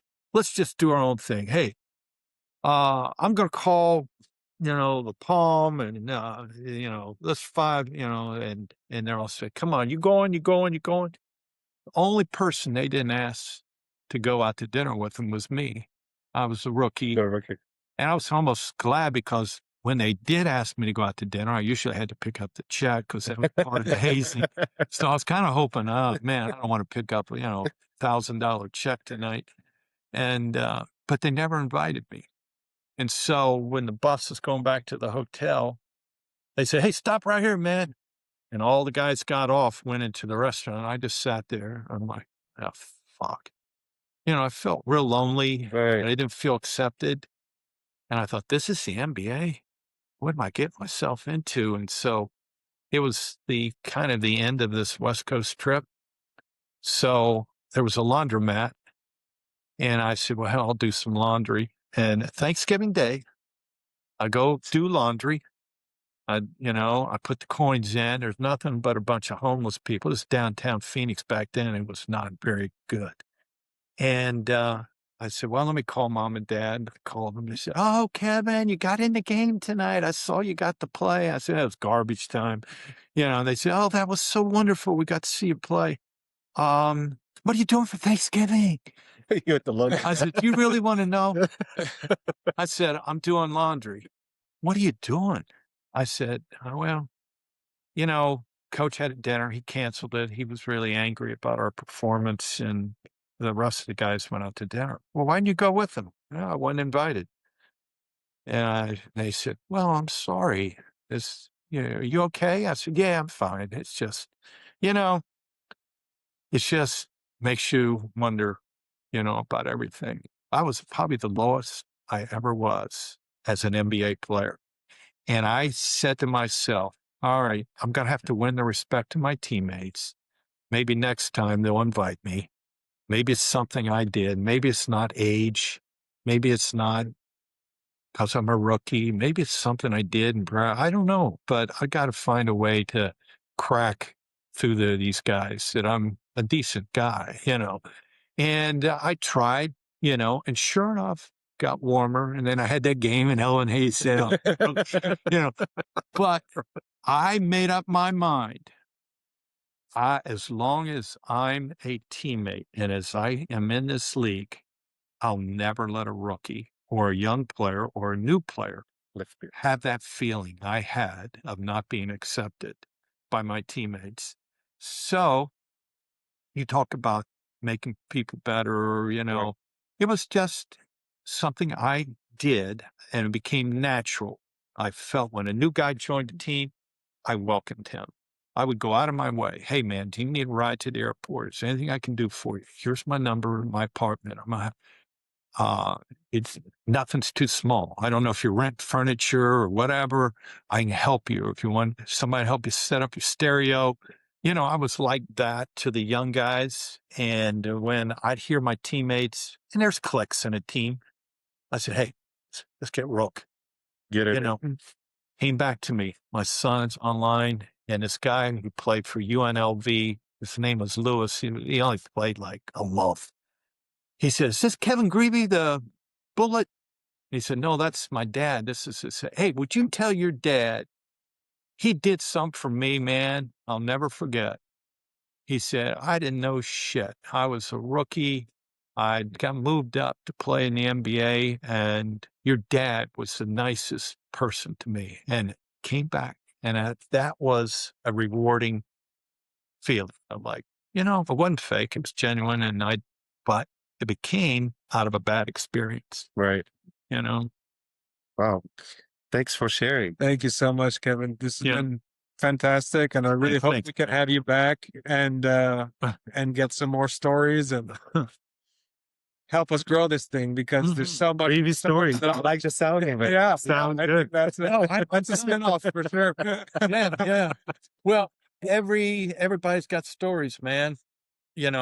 And when I'm with my teammates, we go around the room, just say, man, remember that time? And it was like, oh my God, I do, and it brings back, old memories. So yeah, And when I do public speaking, obviously I can't be bouncing around like this.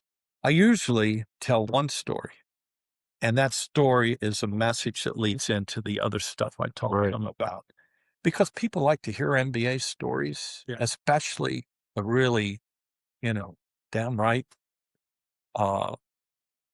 people, the characters, the moments, and those are lessons, man, and We're here for it. We're definitely here for it. So. Well, thank you again.